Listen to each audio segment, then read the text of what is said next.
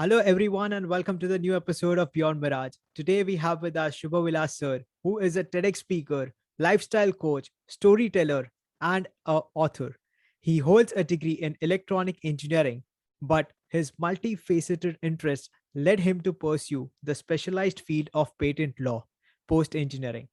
After a brief stint in corporate world, he decided to leave the mainstream society and chose the path of a spiritual seeker. Welcome, sir, to the podcast and web series of Beyond Mirage. Hi, Jai. Very happy to be with you and very happy to share this podcast and discuss a lot of good things together. Amazing. Great, sir. So, first, I would like to know about your life before entering into the deeper aspects. Sir, if I see your life track, you did engineering, then you did a law, and then towards a spiritual seeker. So, how did this happen, sir? Everything. Like, what was that realization point? I think it was pretty gradual, but at one point I took a decision that was very uh, abrupt. So essentially, I got connected with spirituality when I was probably in the first year of engineering, and I studied at the same time. I used to eagerly seek spiritual knowledge and the association of people who are spiritually inclined. So that was my first primary inspiration. Began at the age of 16 or 17, literally. Mhm. And then over my whole engineering span and post which I worked, and I was also pursuing law, almost about 7, 8 years, I kept hearing, kept reading, kept understanding spirituality, kept practicing a lot of spiritual practices. And then over a period of 7 years, I realized that this is what I really would want to dedicate my life towards. And this is what I feel would be a more meaningful career rather than law and engineering, because that's something that everyone does. But I felt that my life and my purpose would be more suitable towards something more deeper. And I also felt that the greatest hunger is not the hunger of the belly, it's the hunger of the heart. Oh, I felt I want to be an instrument of helping a lot of people find satisfaction to that hunger. got it. That's nice. That's really nice, sir. Answer now going in the deeper aspects. Say, you have already started a series of Ramayana, the game of life. And I think the sixth book is on the release. And so you have a very deep insights about our scriptures, which I personally believe are the living manual for to live a life. So, sir, but when I see Ramayana and when I see Mahabharata, so one side we have Lord Ram and one side we have Sri Krishna, and when we just see them from outside, both of their actions seem pretty opposite. So, how should we actually take them? Like, this is the most frequent question that I also get sometimes. And this is something which I also think a lot, that when I see Lord Ram and when I see Sri Krishna, they seem to be doing different actions. So, So, in my understanding, one should study Krishna's words and Ram's actions. There is alignment in Krishna's words and Ram's action. In fact, every verse of the Bhagwat Geeta has a story in the Ramayana. So that means if you want to understand the Bhagavad Gita, the best commentary of Bhagavad Gita is Ramayana, actually. okay. Do not analyze the actions of Krishna, because Krishna's actions are not at a human level. Krishna is the supreme personality of Godhead, and his actions are at that level. Just like the laws of the lawmaker are very different from the laws of people who abide by those laws, right? Like, for example, just imagine a police is chasing a criminal, Mm. and there's an intense chase going on, and there's a red light. You think the police is going to stop there? Obviously not. There's a bigger duty to perform. So if Yes. they break the signal, doesn't mean they actually break the signal, Mm. right? So Krishna is someone who is beyond the laws because he's the one who created the laws. So many of his actions are not exactly understandable and logically perceivable because those actions are at a different realm. The purpose of Krishna Lila and the purpose of Ram Lila are very different. The reason Krishna comes into this world is not as Maryada Purushottam. That's what Ram does. Ram has come to set a good example of what it means to be an ideal human being. But that's not Krishna's role here. Krishna has come into this world to give us an example of the spiritual world, to give us a small glimpse of what to experience in the spiritual world. Therefore, Krishna's pastimes, Krishna's stories are just so amazingly different. It's like a small trailer. If you really are interested in the full movie, then you have to pay the price. So the trailer is free. So you'll find Krishna's pastimes are just so. Every story of Krishna is meant to win your heart. That's all. That's the purpose of Krishna's stories. You will not find too many lessons in the from the pastimes of Krishna. But if you actually want to analyze Bhagavad Gita, which are his words, that has depth. And there is an alignment between Bhagavad Gita and Ramayana, as I said. Every verse of the Bhagavad Gita, you'll find a story how to understand that verse in the Ramayana. Yeah. That's the way I look at both. Wow, wow, wow. And so speaking about Bhagwat Gita, why it is said that you find all your answers in that book? Bhagavad Gita was spoken at a situation where Arjun was confused. He was at the peak of his career. He was a very successful leader. He was at a turning point in his life. He was at a juncture in his life where he had achieved a lot. He was very famous, very successful, very well known, very skilled, very knowledgeable, but at the same time, very confused. Isn't that how all of us are, right? A lot of us have achieved a lot in life, but still we seek answers. We're confused about many important decisions of life. So Bhagavad Gita is spoken on the battlefield, and life is like a battle, isn't it? Every single day is a fight, especially if somebody's traveling the local trains of Mumbai. Every day is a fight, literally, for them. So life is a battle, and in the battle, the decisions that you make are very, very important. A lot of times in the battle of life, we tend to get confused. We tend to become indecisive. And those are the times where we don't know what to do and we don't know whom to approach. And Arjun, at that juncture of his life, he sought knowledge. Imagine when a war is just about to begin. Who stops and has a discussion for 45 minutes? Usually it never happens. But Bhagavad Gita is very different in that sense because that is the point where you need clarity the most. That is the point in your life when you actually need the highest clarity just before you begin the battle of life. Therefore, Bhagavad Gita is very relevant to all of us because we are all almost in the exact situation of Arjun in our lives. He was a married man, he had a family, he had responsibilities, he had positions of leadership, he had all the knowledge and skills to be successful in life. He had everything that anyone could aspire for, and yet he was confused. A lot of successful people in life, they have a lot, but yet they find there's a pinprick in their lives. That's why it's important to explore the Bhagavad Gita. Yeah, got it, got it, got it, sir. Great. So, sir, when we speak about Bhagwat Gita, Ramayana, Mahabharata, and these scriptures, as I said, that I feel these scriptures are the manual to how to live our life and be better leaders. So, what are some leadership lessons that we can take from Ramayana and Mahabharata? Can you give us some examples and relate to our practical life? That would be amazing.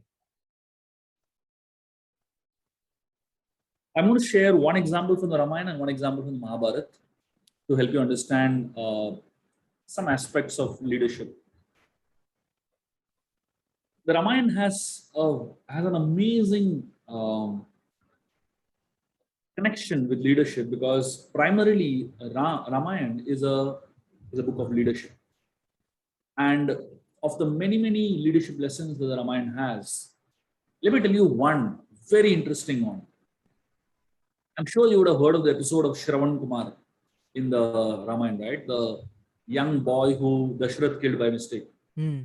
Let me explain to you the context of this story with the help of a small example in the Ramayana. And it's something that almost everyone misses out. There is a particular verse in the Ramayana which talks about the army of Ayodhya and the systems of Ayodhya. Right in the beginning of the Balakand of the Ramayana, the first section of Ramayana, this verse comes. And this verse brings out a very small statement which often goes unnoticed. It says, all the soldiers of Ayodhya are experts in sonic archery, but they don't practice it. Now, if you just read it without understanding what it means, you might just pass it as another piece of information. But here is a leadership lesson hidden in it. Sonic archery technically means Shabda Bedi. Shabda Bedi means hearing just by the sound you shoot an object. Hmm. So you can't see the object. Often they blindfold themselves and shoot just to practice sonic archery. So just like if there is a fast moving deer or an animal that is running, just by hearing the sound of the animal running, they shoot arrows. That's the kind of expertise that every soldier in Ayodhya had. And why don't they practice it? Simply because Dasharath Maharaj was once traveling in the forest and he heard something that sounded like a tiger drinking water from a river. And he shot an arrow in that direction, and instead of a tiger's roar came a scream of a human being. Dasharath ran in that direction to see this young boy named Shravan Kumar writhing in pain with with an arrow embedded in his chest. Dasharath was saying sorry and he was feeling really bad about what he did. Shravan Kumar told him that you're telling me sorry, but what would I do now? My parents, old parents who are both blind, are totally dependent on me. Who's going to take care of them? Dasharath, he promises him that he will take care of the parents, and this boy dies. Very sad and very dejected. Dasharath Maharaj fills the pot of water and takes it to the old parents. As soon as the old parents hear the steps, they understand it's not their son. They immediately start inquiring what happened to their son, and Dasharath Maharaj tells the truth. And he is repeatedly begging forgiveness. When you make a mistake and then beg forgiveness, it's not exactly good enough, right? Dasharath was trying to explain his predicament. But very often when we explain, the mistake that we made and we explain our predicament, the other side has a story too, which is often more painful. And Dasharath, he was cursed by the parents that just like we are dying of separation from our son, you will also die in separation from your son. Because at that point, Dasharath didn't have any son. So he was not worried about that. But he was worried about the fact that he had to live for the rest of his life with this guilt of killing somebody innocent. The first thing Dasharath came back and did was ban the Sonic archery.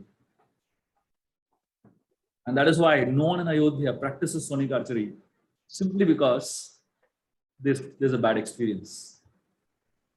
A lot of us, we tend to do things out of passion, very passionate about something, and we do it.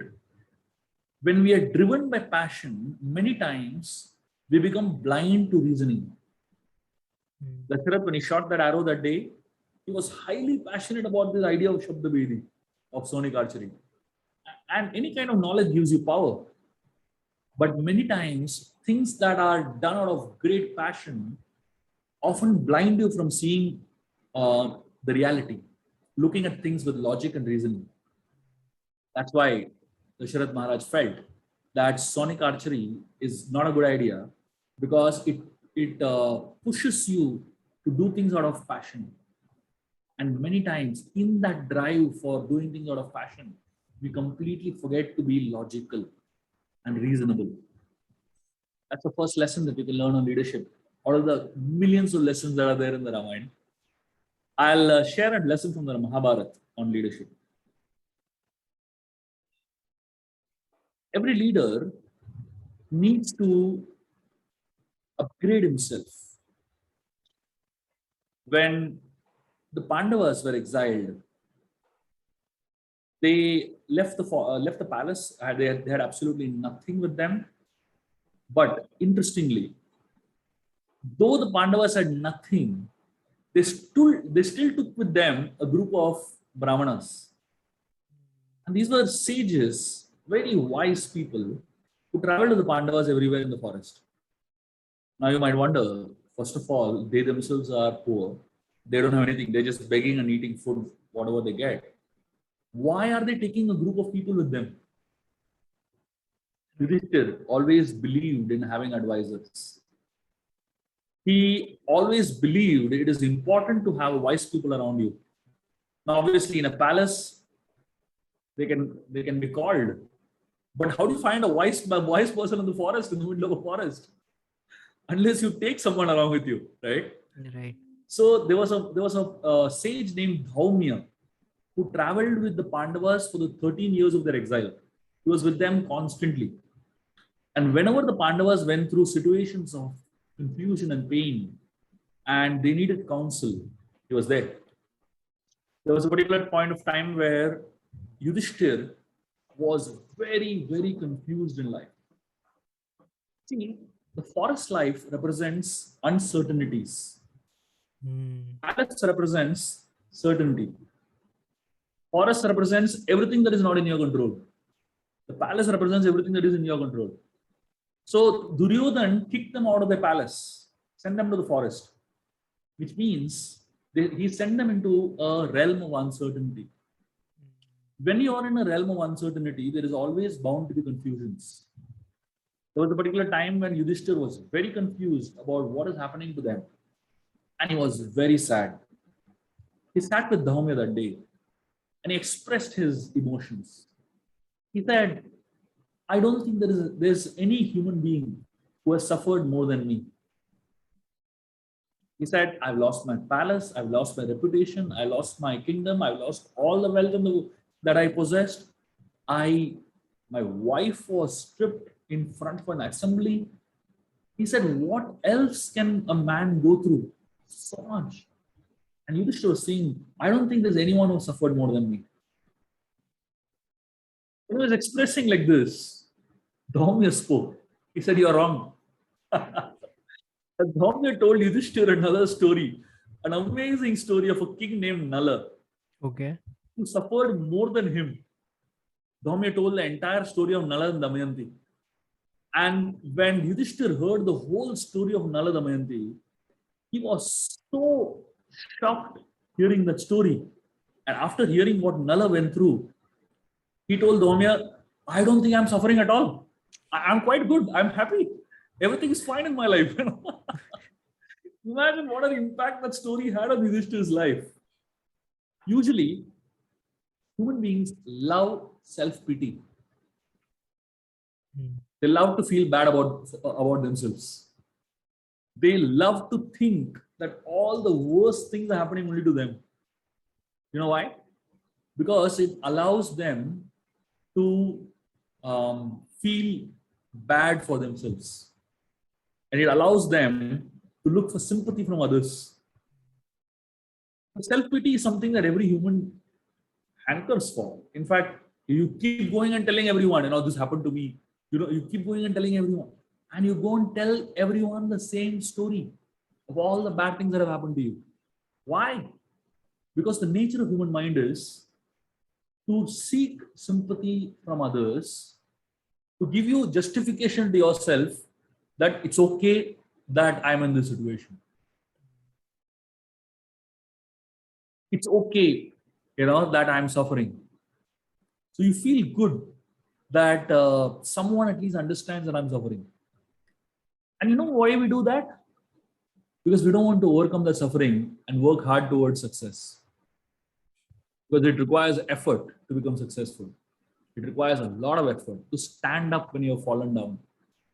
But when you have a lot of self-pity on yourself, you you kind of feel that it's okay. I've tried so much, I failed so badly. Look, everyone is sympathizing with me.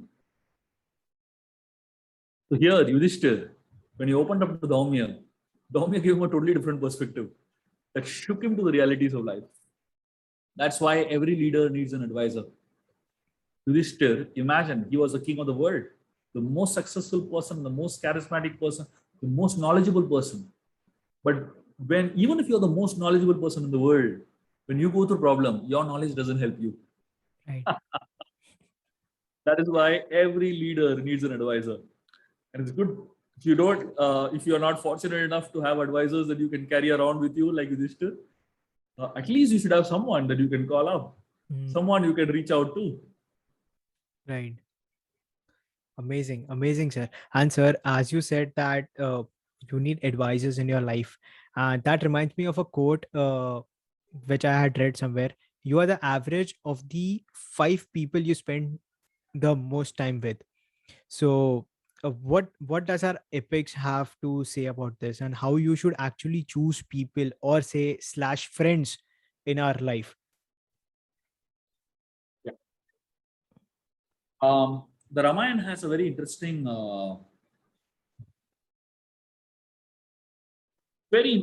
management principle that talks about the choice of people. So Dasharath Maharaj had 8 ministers with him, and these are handpicked people. So each one of them were handpicked for a particular role. And these 8 ministers headed 8 departments, which were the most important departments of the ministry. And of the 8 ministers, the one person that was chosen to be in the ministry was Sumantra. Okay. Sumantra was the chariot driver of Dasharath. And along with being a chariot driver, he was also the prime minister of the country. Now imagine how and why did Dasharath pick up a chariot driver to become a prime minister? He headed the whole ministry Hmm. because Dasharath saw in him something that was not there in a lot of people. That is common sense. Common sense is not so common these days. So when you choose people that have common sense. And interestingly, any leader, when you say that you become the average of the 5 people that you hang around with, a lot of leaders like to hang around with people who are weaker than them. They choose a team of people who are less intelligent than them, less capable than them, less skilled than them, less experienced than them. Why? Because with a team that is less capable, the leader feels more secure. Hmm. He feels, I know more than these guys. Right. Unfortunately, he doesn't understand that when you are surrounded by people who are weaker than you become an average of those weak people. And therefore, it is very important for leaders to choose people who are more intelligent than them, more capable than them, more skilled than them, and more experienced than them. Dashrath had the guts to make a chariot driver into a prime minister because he believed in knowledge, he believed in common sense, he believed in experience of people, and he believed in human beings. And when a leader he believes in people, people live up to their beliefs. Right. And that's the kind of people that you should choose. Choose people who are better than you. You will become an average of those 5 or 6 people that you choose. Therefore, if you're going to choose 5 or 6 people, might as well choose the best. Right, amazing. So, sir, carrying forward this question, say when you have to choose people who are intelligent than you, who are more skillful than you, this requires a say, I would say, to keep your ego aside, because you are going to give them more power to work in your team and say take on autonomous decisions. And when they are more skillful, when they are more intelligent, then somewhere you will feel within yourself that you are not doing your path or you are below them or something like that. So for this you need to keep your ego aside. That's what I get from this. So how do you actually diminish your ego, or you keep your ego aside while taking this kind of decisions. And I personally believe that ego is the root cause of everything, because if I feel that I am something, then actually I've lost the war there itself. So how do I reduce that I? My suggestion to leaders is always that every 2 years, a leader has to reinvent himself or herself. When I say reinvent, what does it mean? A lot of people, most people, in fact, they like to do the same thing all their life. Hmm. That's how they become experts in it. Right. But a good leader is a little different. A good leader tries to upgrade himself every year. A Hmm. good leader is someone who becomes a better version of himself every year. So, usually, why leaders don't have insecurity issues, at least good leaders don't have insecurity issues. So, every year, leaders try to become a better version of themselves. And the reason leaders do not feel insecure is because by the time the person who is working under them has reached their level, they have gone ahead, they've learned more, they've upgraded themselves, they've reinvented themselves. Therefore, they do not have a problem in letting go of what that person aspires for. Hmm. Leaders who do not reinvent themselves, they are the ones who are highly insecure because they feel that this person is going to take over me. And they have not grown. Naturally, somebody is going to become as good as them at some point. And that's why life is all about a constant upgradation program. The more a leader tries to upgrade himself or herself, there is a greater chance that the contribution can be longer, much bigger, and much wider. Got it. Got it. Got it, sir. And sir, to become a better leader, I believe one of the most important trait that one requires is self-belief. And so how do you believe in yourself? Like, can you take some examples from our epics itself and show us that how we can apply them in the practical life?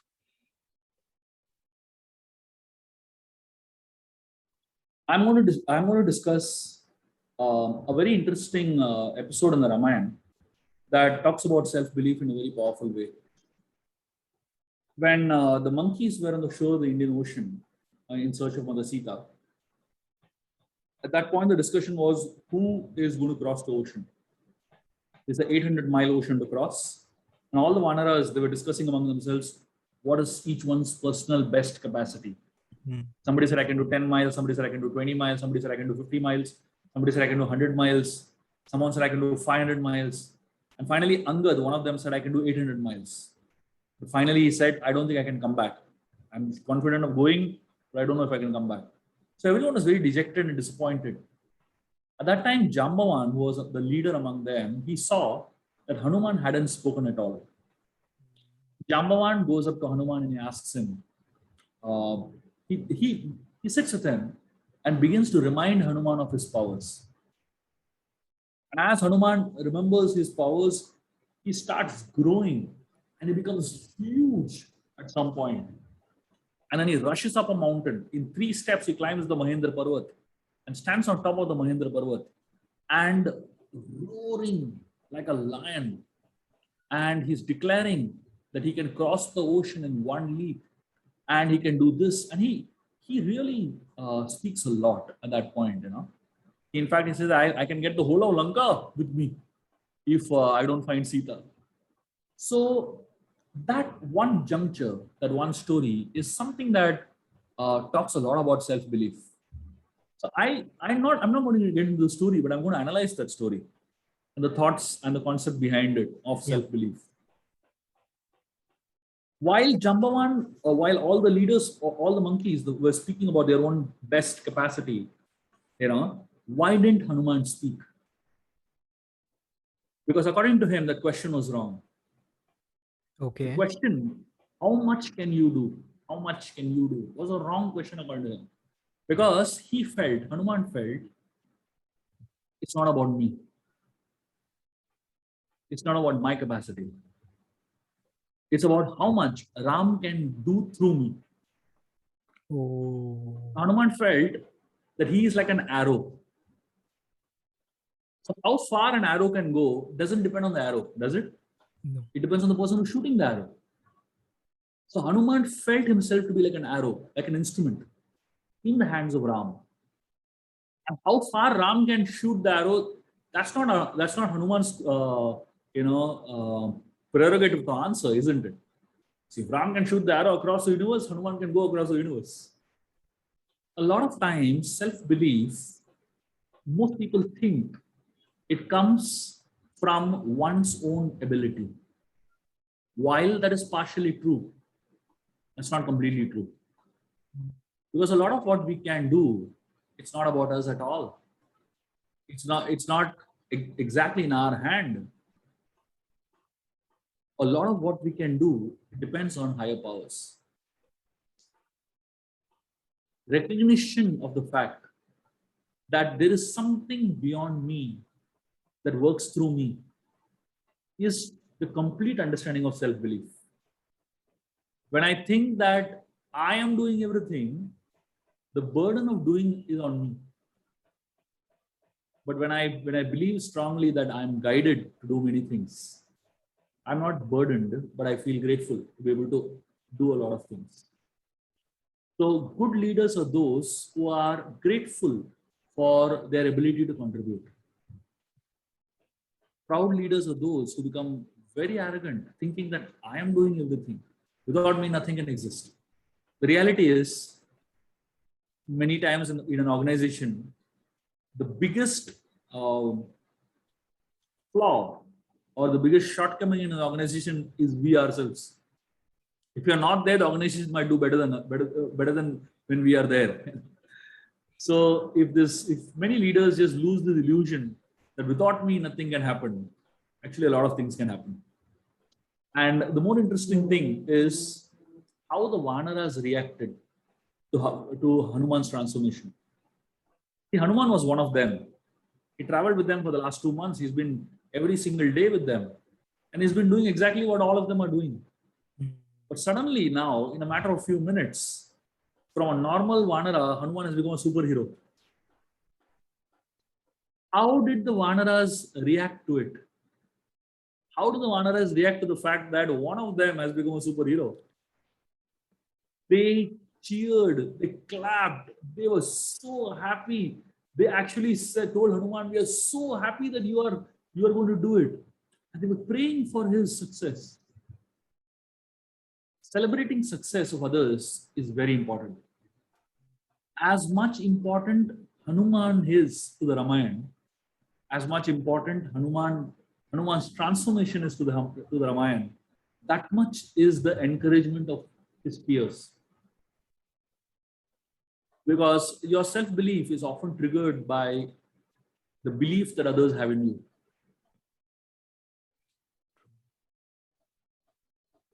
True, true. Got it, sir. Got it. So, sir, when you were telling that we need to realize what actual self belief is, that I am an instrument and I am doing what a higher energy within me is helping me to do things. So when you talk about that, I believe, so how do you actually bring this in our day-to-day life and day-to-day actions, that consciousness, that awareness that I'm the instrument, so that, as you said, that when that I drops, then the burden drops. So if in my day-to-day life, my all the burden that I am having right now is because of that I am doing something, or I am responsible for this, or I am going to do this, or I have to do that. And if this I drops and I realize that there is something within me which is acting and I'm just an instrument, then the life will become very simple. So how do you actually bring this awareness and consciousness in our day-to-day life? So when you act as if everything depends on you. But once you finish acting, then depend on higher powers as if everything depends on them. Okay. That means when you are putting your effort, you put your 100%. Once your effort is over, the result is not in your hand. Right. That time you need to depend 100%. Mm. Got it. Got it. Got it. Got it. Yes, amazing, sir. And sir, any final thing that you would like to tell all the listeners and viewers? In my humble understanding, I have been studying Indian scriptures, the Ramayana, the Mahabharata, the Bhagavatam, the Gita, for the last 21 years of my life. And I have understood one thing: it's an ocean. Every single day, I learn so much more. And every single day, I realize there is so much I don't know. The more I share, the more my understanding grows, my gratitude grows. My humble request to all the viewers and listeners of this podcast is, please do not undermine the mine of knowledge that we are sitting on. We are sitting on a literally a mine of knowledge. There is so much to learn. Every single aspect of your life can be more valuable and more insightful if you have access to this knowledge. Yes, the Western world has given us a lot. We're grateful for that. But as far as knowledge is concerned, there is something that we have that no one else has literally.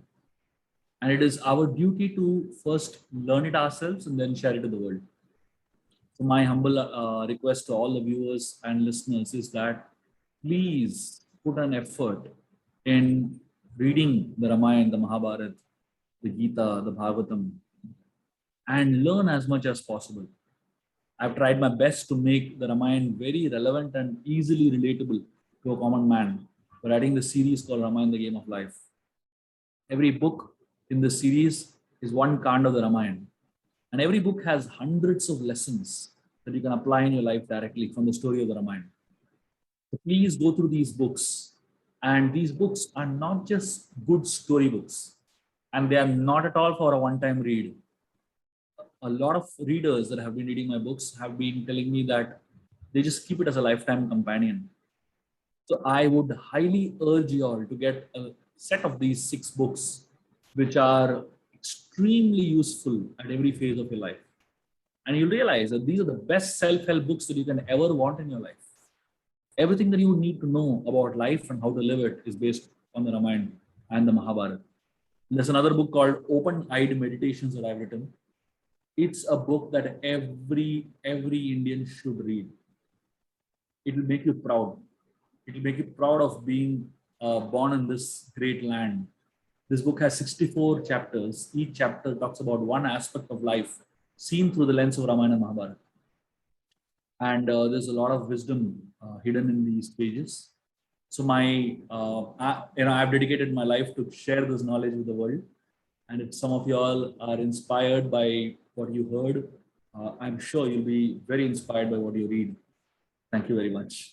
Amazing. And yes, definitely, guys. And the sixth book of Ramayana series is also released, which is known as Think Big to Win Big, which is a modern retelling of the Yuddha Kanda of Valmiki's epic.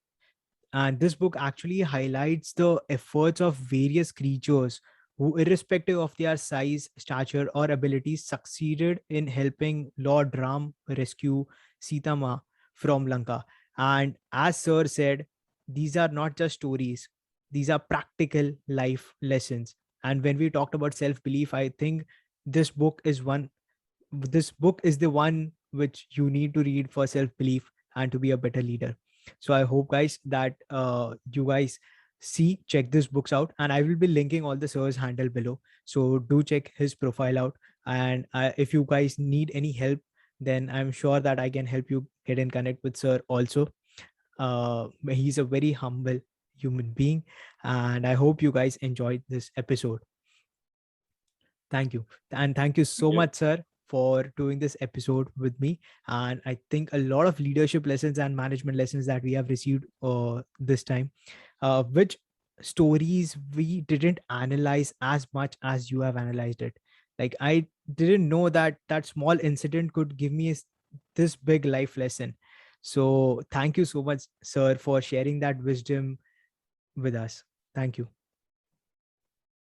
Thank you. Thank you, Jay. It's been a pleasure to be with you. and speak about many things. Thank you.